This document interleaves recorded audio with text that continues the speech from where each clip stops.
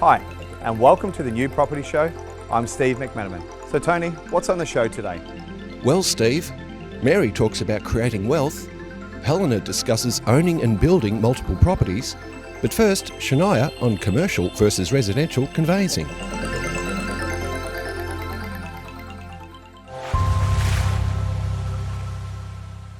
Welcome back, Shaniya. We had a great conversation last time about conveyancing, but we didn't get into what is commercial conveyancing. Would you mind giving us an explanation, the difference between residential and commercial conveyancing, please? Yeah, absolutely. So look, obviously it's pretty self-explanatory. Your residential obviously is your vacant lands and your housing market, whereas with commercial we're heading towards into the industrial estate. So your commercial, your warehouses, your factories, acreage land as well. I guess that's rural land that we're talking about. So as a conveyancer, we have stepped into the commercial market. When we're dealing with commercial, it's not very different to residential. The paperwork is exactly the same, but it's the communication, it's the clientele that you're dealing with, and the larger consideration price that you're dealing with. So obviously, you've got to take a bit more extra care, which you should be already, but you're taking extra care on the commercial side, whereas what it is on the residential side. So from commercial, we're looking at, your factories, and that could be from development stage all the way up to subdivision stage to building a factory, warehouses, and acreage does differentiate quite a lot. Okay, so acreage, which is your bigger hectares lands, those settlements is a longer duration settlement. It's not going to be a 60 or 90 day settlement. Most likely you're looking at 1 to 5 year mark or even longer than that. So as a conveyancer with acreage, there is a certain, I guess, way we have to tackle that. If we're dealing with a settlement that's an 8 year settlement, most likely a solicitor would need to get involved in that. Where we're dealing with conveyancing, I have a lot of acreage lands that will take about 1 to 2 years to settle. And that investigation is quite thorough. So we've got to investigate, are there any planning restrictions? Was there any acquisitions on the land recently? Is it a PSP land? What developments are there within 40 kilometre residence and radius and all of that stuff? So it is extra work, but that is obviously where your monetary value comes in. And that's a market that not a lot of conveyancers potentially will step into because they are quite scared, because we're dealing with a lot more money. We're talking about in the millions, nothing will be below $1 million. So with, for example, let's go to the warehouses for a moment. Yeah. So let's go, we're going inner city. Yeah. We're going warehouses, factories, storage sheds. Yeah. Now, are those predominantly, I'd like to hear the mix there. Is that an investor market or is it an owner-occupier? So what's your mix of clients there? Because majority, it seems to be long leases on those. They're normally sold with options. They are. Look, a lot of the I guess matter structures that we see is either a person who's actually running their own business through it, and they've leased it, for example, say 5 year lease, but it's a lease to buy. So they've expired their lease and they're going to buy that one, which we've actually just settled one like that.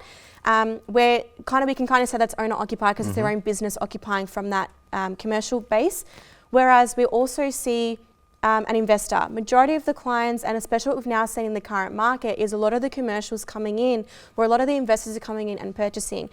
It's a lot more money, so having an owner-occupier, they may not be ready yet to purchase their own commercial, and that's why a lease to buy is really, really good, because they're leasing it, they know what the value is like, they know what they're currently residing in.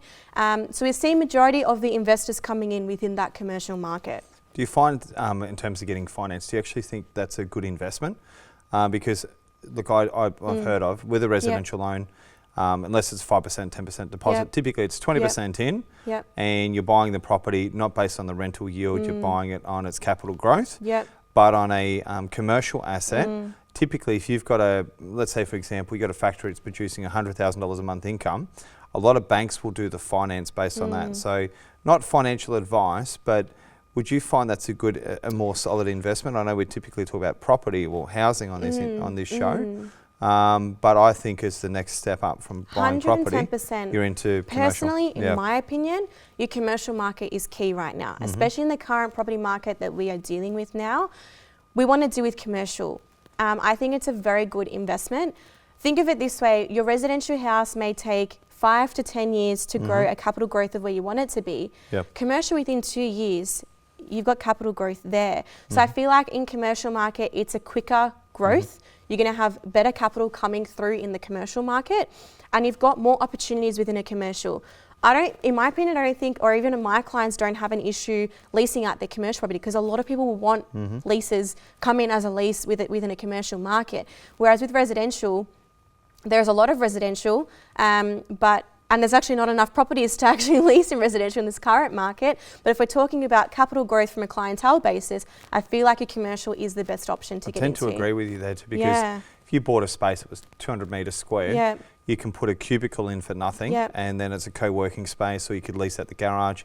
You'd essentially have unlimited tenants that come and go into that property, and you'd be getting sources of income. So I think with commercial, you have an opportunity to value add the property. And while we're on property at the moment, I'd love to hear your thoughts on what's happening in the market at the moment with property overall. There's talks of, I think even today, either an interest rate hike, it's going to be steady, or it's going to go down. Where do you think the property market's going to go? Look, it's up and down. As we all know, property market is up and down. We don't know what's happening on the back end with all these interest rates. This interest rate hike has jeopardized the property market massively. But also, in my opinion, I don't see this as negative. I actually think it's really good to invest now. Your property prices pre-COVID, you're looking at 60, 70,000 above what the market value should have been. So a lot of the clients coming through, we're getting valuations coming back at $60,000, $50,000, and then they can't actually borrow because they've got to pay back the bank at that amount. Whereas now the valuations are tending to come through at a market price, and clients are able to service. Of course, the interest rate is an issue. A lot of clients, especially the first home buyers, are scared to come in the property market, but the investors are also struggling as well. It's 50-50, because what's now caught up is a lot of new taxes have come into play with the property market, the interest rates. So a lot of these boundaries have come in, which has affected the market.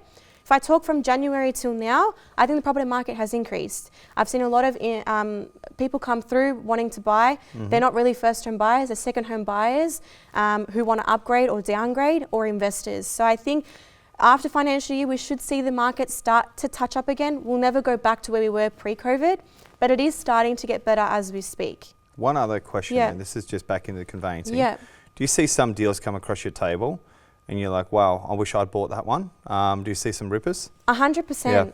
110%. I have clients that come back to me 2 years later and say, Shaniya, I want to sell my commercial building. And I look at the price and I'm like, you've sold that for almost 500,000 more than what you bought. I'm like, how? 500,000 in 2 years, that's insane. And that's why I believe the commercial is so good. And there's transactions on our tables that sometimes we say, okay, you've overpaid for that, or no, you haven't overpaid. Even with land sales, where developers are pricing lands very differently and selling it to clienteles differently, we come across a lot of that where I'm like, I wish I actually bought that. There's a whole other topic there too, and that would go into, if we were opening up, and this obviously we'll cover this on another show, would be land options. So those projects you're talking about earlier, 8 years out, you come in almost as a syndicate deal, as a capital raising, and you might come in at a $200,000 investment. You let your money sit there, and that land, when it's released, might be worth $350,000. Correct. Because not all of them can get the funding from the banks. There's a lot of syndicated deals. Very dangerous there if that person doesn't continue, because a lot can happen in 8 years. But it'd be another great topic. Once again, fantastic. Great to have you on here. Thank you so much for having me, I think Steve. we've got a lot to cover, and we'll see you again soon. Thanks, Steve. Thank you. Appreciate it.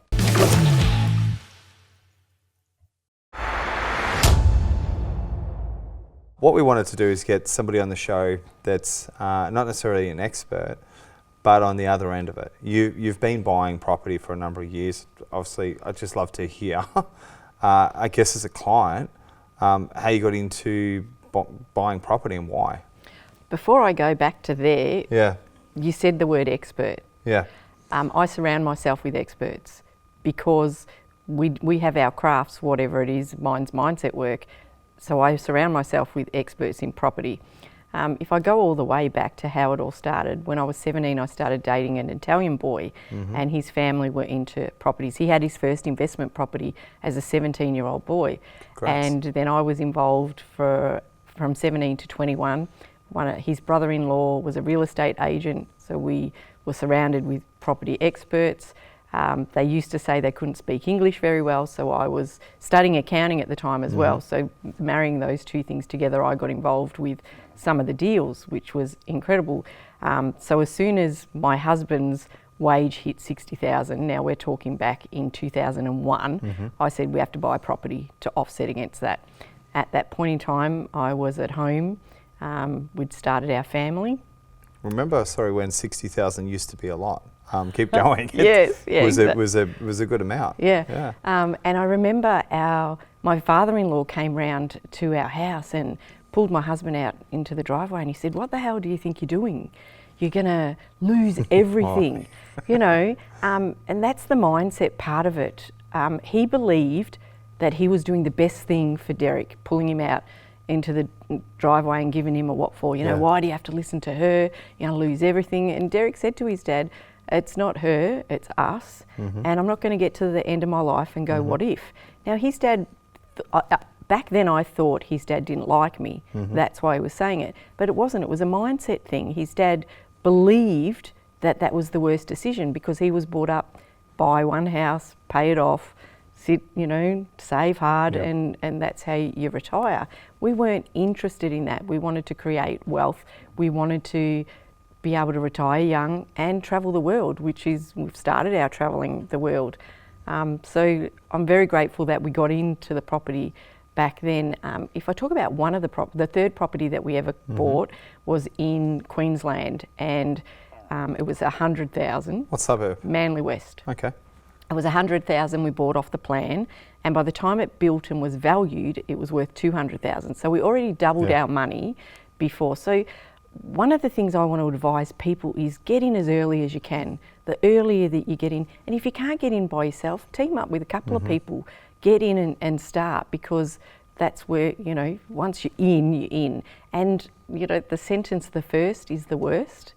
That's the key. We always have fear around the first time we do something. The second and the third, the second, let's buy the rest. Yes, let's make that up. That's So I want to also then sort of highlight on that. So you've got a couple of properties under your belt. You've got up to your third property.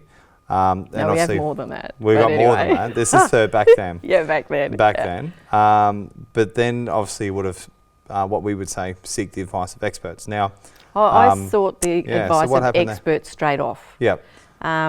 We had no idea how to do it, and the first company that we went through gave us a prospectus that gave us the depreciation schedule and all that sort of stuff in it. But once I had my hands on one, then I could repeat that it's kind of addictive, isn't it? That scenario. But about the areas and where to buy, that's where you've got to seek an expert. You know, you've got to know. My boss at work at the time, we were looking at buying the next one in WA, and he's like, "How do you choose where to buy these things?" And he earned way more money than me, and he was so envious, and he hadn't done any properties at all at that point. But when we were looking to buy the WA property, he couldn't stand it anymore. He couldn't stand watching me buy, and we were looking at number 4 by this stage.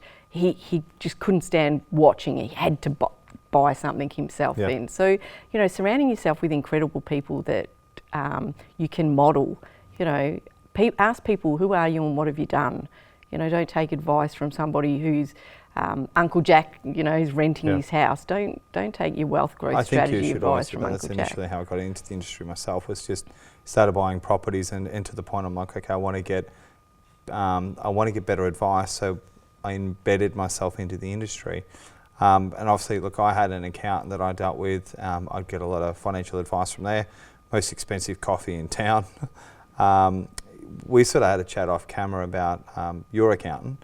Our first accountant. Your first one. Do you want to share that story? Yeah, that was a really funny story. We went to get our tax done, and I think it was number 4 at that stage.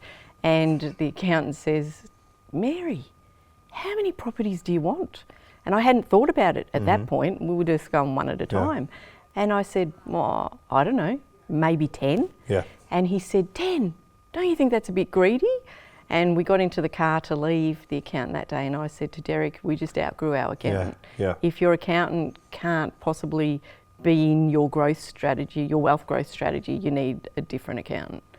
And funny enough too, like it's and we've had a lot of different people in here, but most people sort of cap out at 3, like as an investor, and getting between that 4th and 5th is pretty hard. But once you break 5 and 6, 10's definitely within reason. and then you're obviously diversifying there. But I think too, and this is where the expert stuff comes in, but you've got to continue to read. But I know one of the things that I've seen as a friend between you and I that you have is the table conversations. The conversations that you have at home with the family and the kids. You talked about a particular book you've given Steph. You can say the name of the book, and what are the principles that she's applied? So when all of our kids turned 18, we gave them the book, The Barefoot Investor. Stephanie's now 28. She jumped straight in at 18, set up her buckets. She has her different colour credit cards with written on what they are. And she built her first property. I'm pretty sure that they were 24 or 25. In today's, a lot of people in today's market say the kids can't get in, We can do anything we want if we set our mind to it. It's our priorities that dictate what we choose to do. Yeah. Very exciting. Has she bought a property? They built a property back. It settled in the middle of COVID. I think 2020, their first property settled, and then they were starting to look for their first investment property. I think it's so important, as I said, just to put those money into the buckets and sort of stuff. You've got to have that rainy day fund. But I think as an investor, you're always thinking about that next deal. I guess we'll finalise on this one then. What does your next couple of property purchases look like? Well, we've talked about WA, we've talked about everything else, but what does that look like for you? I'm definitely curious about your co-living and whether it's an NDIS or whether it's an 8 people. I remember, I think it was about 6 years ago that I first saw one of those big co-living where, all the couples have their own room, and I'm like, wow, you've got to think differently. But another thing that I really want to bring into it is our first property that we bought, we built and we negative geared. And everybody thinks, save tax.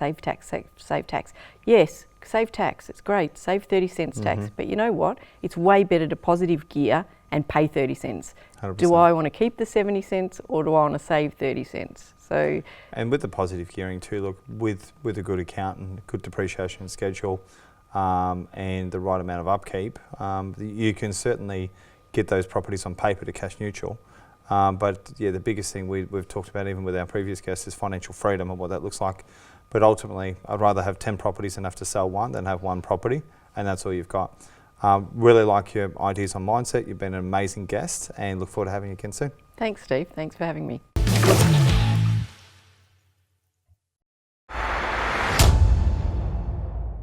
Helena, welcome to the New Property Show. It's impressive to have somebody of your background on the show. You didn't really just start with Bellaxe, but you've had quite the property journey. You've had some of the best coaches. I'd like to rewind and actually get to know the person that created such a great company. So do you mind just telling us a bit about yourself and how you got to this very moment? Yeah, sure. I guess I started many years ago in interior design. That was my first calling, I guess, when I was younger. And from there I just started a business when I was 23. We did commercial developments as well as residential. Most of the work was for clients. So at that point in time, I wasn't doing any of my own projects per se. Built the business up, and then when I was 40, I sold part of it and then just kept the original name. Didn't end up reusing it. In that time, I worked in interior design. We did construction management, commercial, residential. My focus was always building related. So had an interior design business, and then we did a lot of D&Cs, design and constructs, when the regulations weren't quite as stringent as they are now. Over time, I basically did building design. Then I went in and I've also got my builder's registration. And right now, that's all sort of done. Progress to the point where I have a architectural practice with a partner. So we do the architectural part, we do project management, again part of our projects that we work on, construction management. And in between all of this, there was a need for building materials that were high quality and were accessible price-wise, because a lot of the stuff that I was looking at and specified, it just blew the budget out of the water. So so I've done sort of the full circle. Now I'm doing mostly we do our own small projects as well. So in between all of that, we've done smaller developments also. What sort of developments are you doing?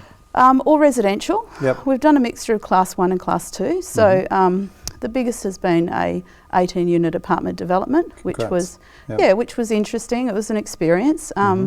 Would I do it again as a developer? Not really my gig. Takes too long. Also funding, everything is just, it's tough. It's a lot harder. Yeah. So I sort of scale back to smaller developments. 1 and 2 unit sites are the preference. In and out. Yep. Yeah, get in and out quicker, and we do all the design and we get involved in the construction as well. And also using your own materials in these Correct. projects as well. So yeah. do you want to maybe elaborate on your importing business? Yes. What services you're providing? Yeah, well, we supply building materials, which is an end-to-end solution. So rather than just supplying tapware and just supplying one product, I've been basically importing from overseas for about 18 years, 17 to 18 years, mostly initially for our own projects, and then we brought in stuff for other people that we knew, builders and other projects. We do anything from bathroom fixtures, fittings, tapware, tiles. So we do like the whole bathroom, where we do it from the whole one item all the way through. Yep. All of the products that we bring in, we source directly from the factories. So it means that I've been able to control the quality and the cost. So right down to the tapware, I specify what the body's made out of, what aerator goes in and what cartridge goes in it exactly. Fantastic. So I can actually control the quality and the materials and the finishes. And you have a showroom, or do you have a warehouse? Don't you? At the moment, we're more business to business. We started with builders and developers as our main clientele. We would like to go more retail later on probably in about 12 months. We have a warehouse in Mordialloc in Victoria. We also have a warehouse in Western Australia, so we work in both Perth and Melbourne. And we've got a small showroom in both of those cities, more a builder type showroom. Yeah. The other thing that we do very well is for even smaller to middle-sized projects, we do a lot of value engineering for builders and developers. So what it's meant is that we're able to specify like for like or better. And again, because of my design background, and my staff have all got more design background as well, we can select products and finishes which are equivalent to or better than what has been specified here. And most of the time we can get it to look the same as well. So we're not compromising the interior design elements of the project either. Where would those projects typically take place? Where are you getting a lot of work in the southeast or north or west of Melbourne? Probably more, stuff is more inner east, east, inner east at the moment, Bayside as well. We've just done 4 townhouses, 4 3-storey townhouses in Brighton. And we've done work in the north, Carlton. For our products, because of the quality, they are middle to higher quality. As much as they're cost effective, they are still in that paradigm of quality. So we're not at the bottom end of the market. Well, I think too, if you're going to be building down near Brighton and some of those areas, you need those types of clientele are going to want a high-end finish anyway. Absolutely, And we go across the board. Like we also, for a middle to larger project, I guess middle starting with a large house, and with people having sufficient lead time, because we do need a little more lead time than what you have in Australia usually. We also do cabinets, custom cabinets and stone. We have people supply us with all the architectural drawings, and we have amazing contacts. And then you have installers will go out and Correct. put that in. We have cabinet makers and stonemasons here locally in Australia who do the installs with us. My husband, who's also in the business, his original background was cabinet making, and then he went into building. So effectively what I've heard so far is the tapware, where you're controlling the quality of the product. You're working with architects and builders in terms of getting the installs done and supplying the products for the kitchens. Yes, correct. I think you also do windows. We can do windows. We're sort of veering away from that a little. We do double glazed commercial windows. Mostly for very larger projects are more competitive. Smaller ones, it just depends. There's a lot of suppliers now in Victoria who are bringing stuff in from China. We've been very selective with what we supply. We've used many factories out of China with mixed results, and now the company that manufactures for us is of a very high calibre, but they're not going to be the cheapest price point. Let's switch gears for a second, because obviously there's something we don't get on here that on this show that we don't normally cover. So this show's aired in both Melbourne, Adelaide, and we're going international now. Okay. But Perth. Yes. different people, different market, different everything. Correct. What's happening in Perth versus Melbourne? What are some of the buying discrepancies there? Probably the largest thing is windows. We wouldn't really do a lot of double glazed windows in WA. They prefer single glazing because it's mostly heat. Your thermal, your effectiveness of your double glazing isn't as prominent, and also the cost is more. They just don't see the value in the double glazing. Whereas here, because of the cold, it's more it's necessary. You can't get your SHGC values without it usually. Do you even find the housing, the way houses are built, different in Perth? Yes, Perth is pretty much double brick and tile or double brick and iron. Double brick is still the big thing over there, whereas here it's frame construction predominantly. So it is, it's quite different. Never really understood that double brick. I sell a lot of product over there, and it's I can build one in Townsville, and we have it bricked up in a few days, and in my Perth projects they're 3 to 5 weeks. So it's just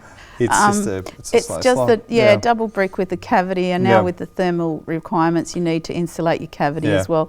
I think Midland Brick, a big company in WA who's a supplier of brickwork, did massive media marketing on TV many years ago, and it's just stuck. Everybody thinks brick is better. That's how they see it. I mean, as much as from an energy perspective, double brick is not the most energy efficient, but it's stuck, and that's what people like. We do a lot of frame construction though in WA. We don't follow the norm. We do steel framing as well as a mixture of brickwork at the lower level and then framing above. So also I guess last question will be your ideal client. So you're dealing with, you said, a lot of B2B. Correct. How do businesses find you? Well, because we're more flexible with the type of product range we can offer, we really can be a one-stop solution for them. So we can supply, tapware, tiles. We also do pendant light fittings. We can supply cabinets and stone. We are very, very competitive with natural stone as well. And we can pretty much provide most products that they have here. We generally don't do a lot of the structural building products, but other than that, anything for a bathroom. We have all toilets, all basins, all tapware. We have vanity cabinets, some which are custom made, some which are off the rack, more designer styles. So we can really offer them everything together in one place. I think that I'm just going to address the elephant in the room here. Yeah, sure. But you're a strong female in a building industry. Correct. That's got more knowledge than probably most of my guests. How did that happen? And you certainly radiate. Do you have any competition or what's it? Because I haven't had too many guests like you. As I said, your fundamental understanding with building materials, cartridges, what goes into a property. You must just live and breathe and think tapware, design and install. How'd that happen?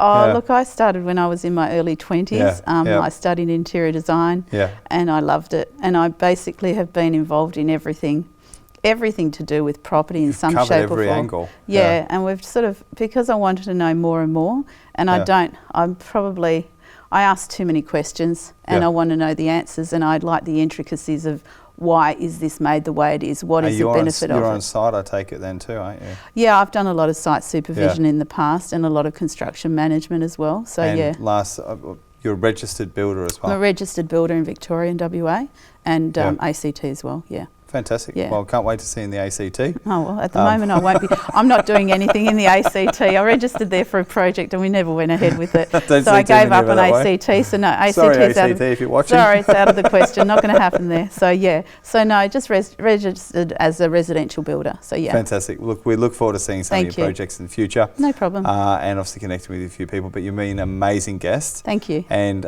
super impressed with your knowledge. Thank you. Thank you. Thank you very much.